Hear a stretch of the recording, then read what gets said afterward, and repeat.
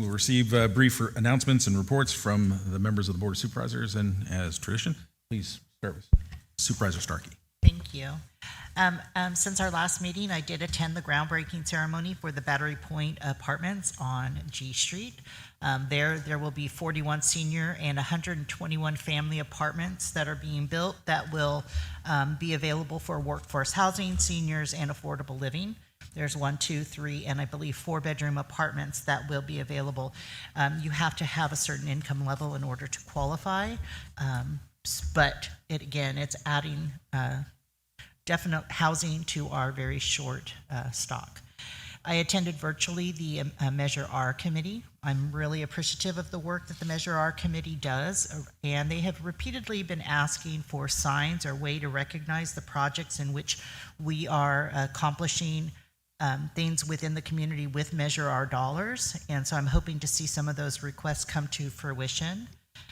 We have a fund balance currently in Measure R for $4 million, and while I know we're holding out some of those to be for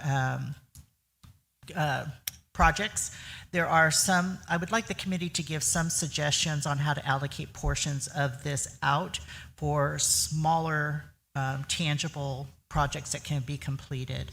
So it's encourage the Measure R committee to begin to advise on how to use some of that fund balance. Of course, not all of it. I attended the subcommittee on teen court. We're moving along, developing a teen court program here in Del Norte County. I attended the RCRC conference in Sonoma County, and while the conference itself was pretty unremarkable for me, there were a lot of great things that happened there that I'm sure my colleagues will share. I did have a chance to meet with some rural supervisors who provided some input with regard to the Middle Mile Advisory committee that I'm currently sitting on, and how they would like me to advocate stronger for them about their regions in the rural community to get the middle mile completed in those areas. I worked on some solutions. There's a Mary Adams Trail in Gasky. I was contacted by a constituent who says that the Mary Adams Trail is difficult to get down if you're elderly. Not that I know anything about that, but I was able to speak with the recreation management specialist, Carl Brookins, about the difficulty, and he said that USFS has very limited funds for them to do improvements for that. So together we've kind of came up with an idea that we would do a volunteer work day, maybe in the spring, for some of these trails leading down to the river, so that all of our residents can enjoy the river and maybe partner with the Redwood Parks Conservancy to get this type of things done. I went to an open house at the Animal Control and had a chance to talk with staff and volunteers. Animal Control, with the help of the Humane Society and Dogs of Del Norte, have done such a remarkable job cleaning up that area. Last year, if you recall, the board approved a volunteer donation from L&L Construction to remove all of the old cement from that area. They have since removed that. Hemmingson Concrete took it away, but now they have created this whole area for the kennels out there, and volunteers have actually done the majority of that work. They, of course, whenever you stop by, they have more ideas for you, and they ask for more things, which I'm perfectly okay, and I can be the spokesperson to bring it forward. One of the concerns is a video monitoring system out there. Their current system does not work all that great, and people often break into the facility and or just leave their dogs without proper notification.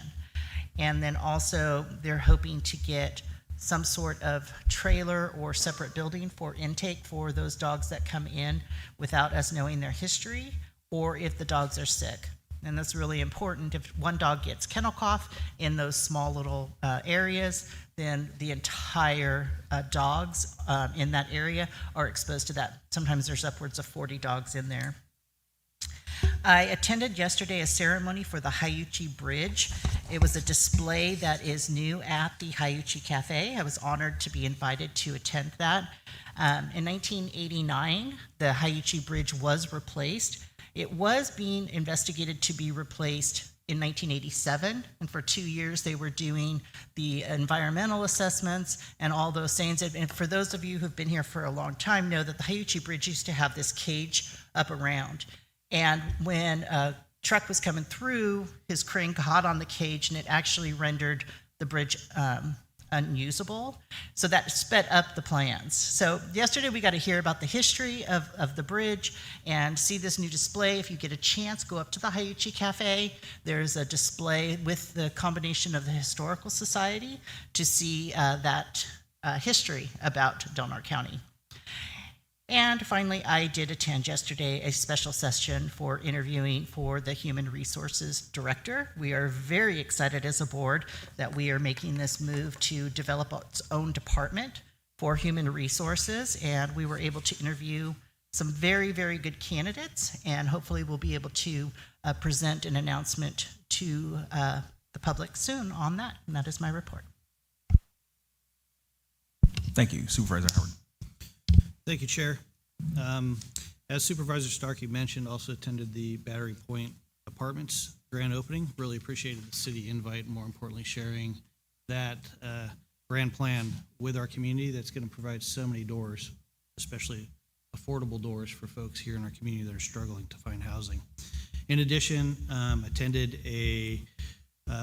both a presentation and had a chance to speak at the Agricultural and Natural Resources UC Cooperative Extension meeting up on South Fork of the Smith River. Jana Valenkovic brought the entire state team here of about 30 people to concentrate on effects of fire in Del Norte County. It was a pretty impressive delegation of, in this case, educators and also professors that study fire and its impacts not only on the economy, but on forest health. And so I focused a lot of my presentation on the economy and the impacts in Del Norte County from the Smith River Complex and how we're still feeling some of those impacts today in our decision-making and on policies. In addition, spent some time with the Del Norte Resource Conservation District, lining out a new position that we'll be flying shortly here for a manager for that RCD. In addition, attended the North Deal meeting, which is the California Department of Transportation's meeting for Humboldt and Del Norte County, where we discussed a lot of speed zone surveys that are taking place. Last chance grade, which you heard about during the last board report, where Adam Schiff and Congressman Thompson both attended the event up there, which they thought was very successful in daylighting our project on a federal level. So happy Supervisor Short and Supervisor Tarkey were able to attend that and really highlight our need for a workaround of last chance grade. In addition, also had a lot of discussion on a future of some signage that's going to be at our gateway entry points into California, both up past the tunnel on the border and on Highway 101.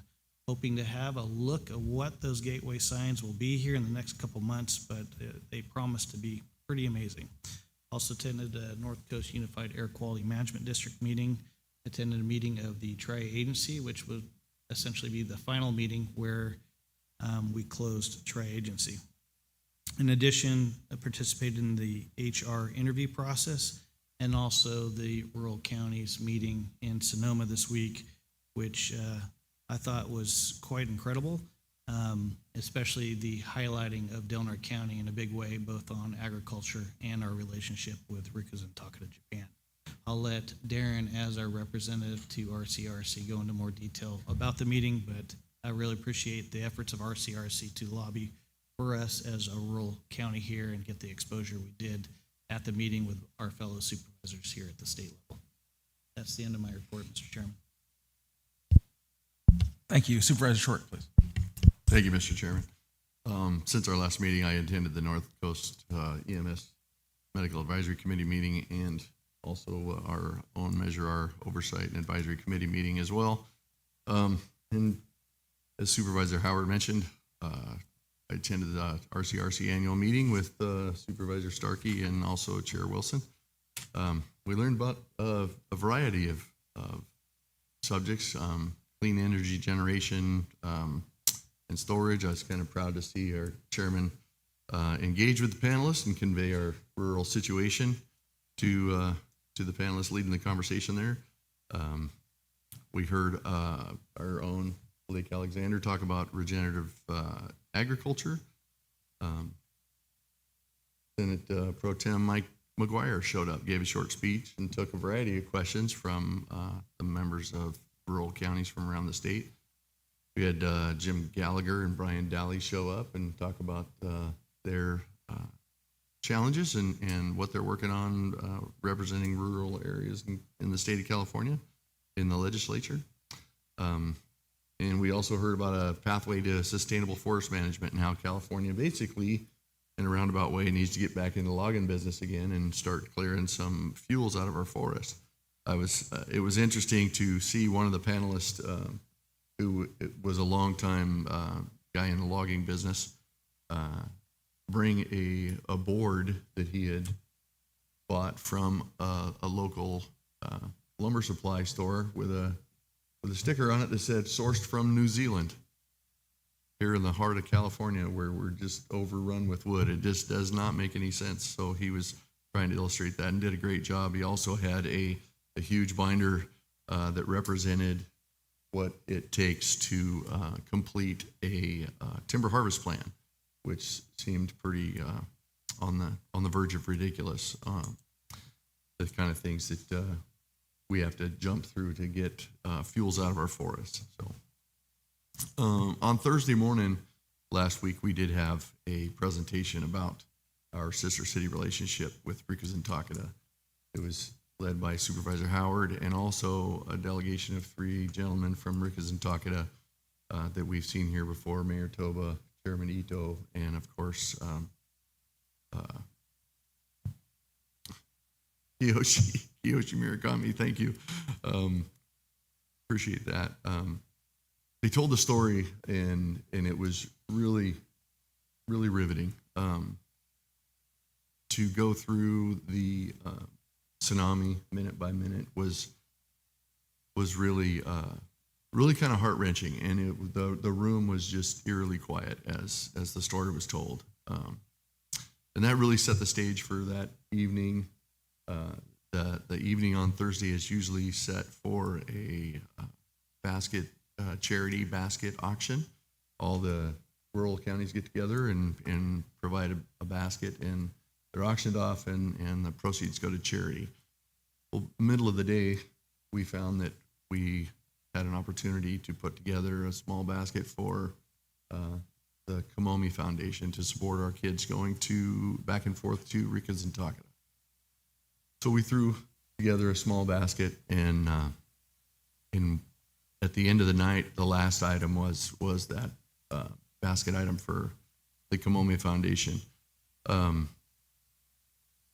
When the 3 gentlemen from Ricas and Takeda found out that we had this opportunity, they also threw in basically everything but travel, trip to Japan, 3 days at a hotel, barbecue by the mayor, a trip out on an oyster fishing boat. They had a litany of things that they added to this small basket that we had put together here in Delaware County. And I should mention, Mike Koopman donated a fishing trip. Alexander's variety of their goods. Eric Wilson, donated a trip in the aquarium and some items from his gift shop. Seaquake donated as well, stuff like that. So can't say enough for those people who absolutely just jumped right in and said, absolutely, we will help support this. But when we got up and told the room what we had and what we were supporting, I can't even explain what happened. From all areas of the room, people raised their hand and said, I want to throw in, like some guys from Merced, I want to throw in a tour at my ranch and a barbecue, and another supervisor a stay at his cabin. Site Logic threw in a stay at a winery and a fishing trip, and people were coming up and saying, hey, this is too rich for me, but I want to throw $1,000 on top of this when it's all done, or $3,000 or $3,500. And come to find out later on, a regular staffer from RCRC. She threw in a $500 on her own as well. But we ended up raising $31,000 for the Kamome Foundation from everybody's donations and just their heartfelt generosity to the relationship and the opportunity for kids to go back and forth and foster that relationship. So I don't know how to explain the temperature of the room. Seemed like the room was on fire. Everybody was jumping up wanting to help out the Kamome Foundation and the cause and that sister city relationship. So it was a great time, a great way to end that RCRC session, and I was just proud to be a part of that. And sorry for talking so long, but that is my report, Mr. Chairman. Supervisor Borges. I was also attended the groundbreaking, attended the final tri-agency meeting, had multiple discussions with different department heads, et cetera, over issues that we are addressing here. But going to RCRC, I made connections with several different county supervisors as well as individuals that are tightly connected with what we are currently pursuing, which is where Delaware County is going to be with economic development going forward since the dissolution of the tri-agency was finalized. So having those discussions, getting to meet with both state and federal, as well as NGOs that are currently engaged in and are part and party to economic development in this region, as well as that have access and services that will benefit us as we try to pursue going forward, either in the development of a plan for economic development, or when we're seeking out particular resources dealing with issues, whether it is dealing with fuel reduction, sea level rise, the dollars that are currently available for us for energy development and other projects as we look towards what are going to be our goals and objectives going forward with economic development and what it's going to look like in Delaware County. And so that is one of the advantages of going to RCRC.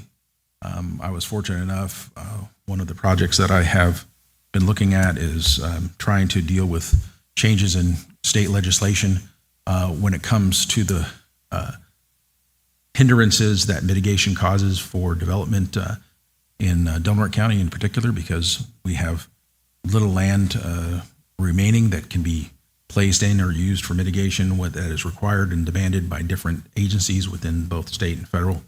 And so looking towards and trying to find a way that this legislation could be got forward. So I talked with Senator Gallagher. He was very interested in hopefully hearing the proposals that we wish to go forward, and having someone that's willing to take your legislation forward is something that is critical if you're going to have any success in making these changes that would be beneficial to all of our communities, and especially when we're talking about economic development. And so those are the advantages of going out and having these abilities to meet and confer with our small rural counties, because we all share the same issues in many cases, and solutions are out there if you just are willing to talk to the individuals that are in the actions of trying to deal with the same problems that we are. And so it was beneficial. I appreciated the time there and being present at the moment when all of the generosity and the heartfelt desire of those other counties and other sponsors that were there at the RCRC event got caught up in the process of wanting to see this sister city and the Kamome Festival and the Kamome Foundation benefit from their charity and their gratitude for having heard the story, but pushing it forward. It was amazing. It was truly inspiring, and we were truly blessed to be able to come back and have that good news and be able to pass it on. And the fruits of that are going to be great going forward, I believe, as we can see our young people from our high school and the Japanese club traveling to Rickerson Takeda and having a cultural exchange and the opportunities that so was demonstrated in many of the videos that we showed at the presentation, and was, I think, something that touched the hearts of the counties that were there and really spoke to them, and that's why they were so generous with their actions going forward to bring and raise that $31,000. And so I'm very thankful for that. Mr. Chairman, if I may, Yes. there's one more piece of this puzzle, and if I could ask Supervisor Howard to talk about the meeting with Caltrans that took the delegation to. It just really is a great piece of the sister city relationship puzzle and how we Yeah. can benefit. No, thank you, Darren. I neglected to report out on that. I think is extremely important to mention. As you're aware, this county's been working on last chance grade for quite some period of time, and we have come down to the preferred alternative being a tunnel. Caltrans is in the process of investigating what it'd take to build this tunnel. A lot of the investigative work, because there are no tunnel makers essentially in the entire United States that could do this project, they're looking overseas to do the work, in particular in the UK, in Finland, and in Austria. It seems like an interesting place to go with not a whole lot of experience in those countries with geologic instability.